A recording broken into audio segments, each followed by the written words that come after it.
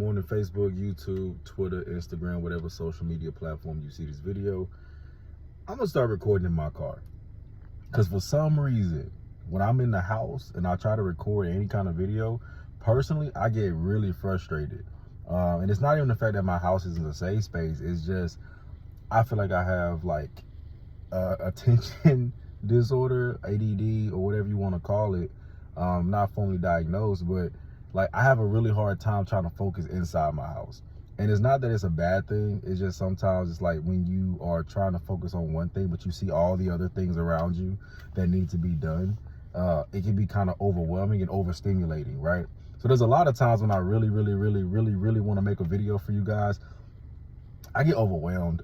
Like I'll sit down and get ready to record, and then all of a sudden all these thoughts flood through my head. I see all the laundry needs to be done, or I see that, you know, I need to do something for the kids, or I haven't done work for my my main job. Like it just gets really frustrating at times. And so I really just wanted to make this quick little video about procrastination and taking a leap of faith. I've seen God work the most whenever I was the most uncomfortable. I've seen God do things in my life and other people's lives when they didn't want to do it. I talk about this brand I'm building. I talk about, you know, all these different things that I'm trying to accomplish within myself. But a lot of times, if I'm being brutally honest, it's always terrifying to take that leap of faith.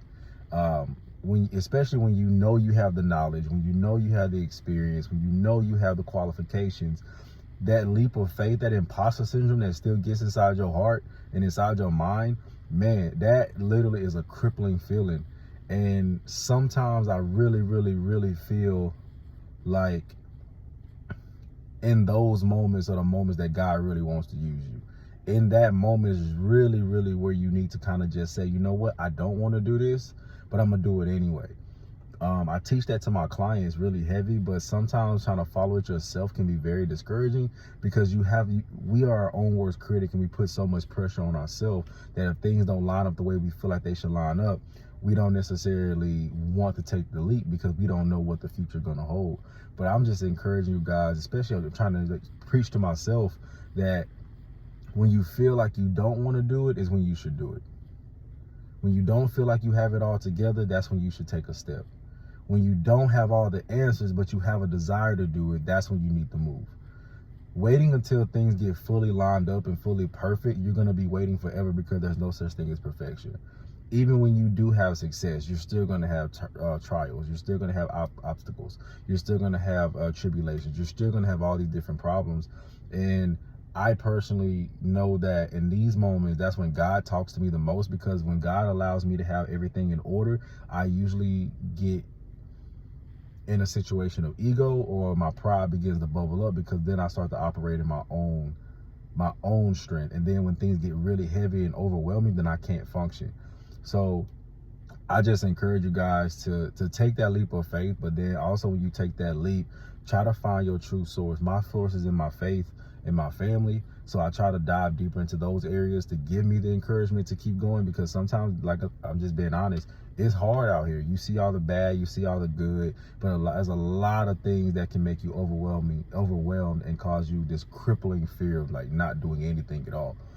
So I just say that because just keep pushing and just take that leap of faith, and to make a conscious decision to say, you know, if I don't move at all, then I'm going to live a life of regrets.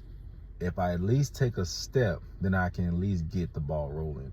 You know, there's an old saying that I like to say a lot of times, especially when I have clients who give me, you know, responses that they don't have everything they need, or they're going to wait a certain day, or they're going to wait till they have this together and that and the other. I always try to remember this quote. I said, a journey to 1,000 miles is one step. You'll never get to the 1,000 if you don't take the one. So I encourage you guys today, if it's something in your heart, something in your spirit that you want to do, or God has told you to do, or you just have this itchy feeling that this is your purpose or this is your calling, take the step.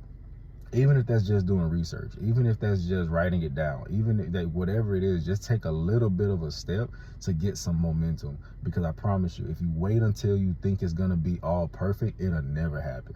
Y'all be easy.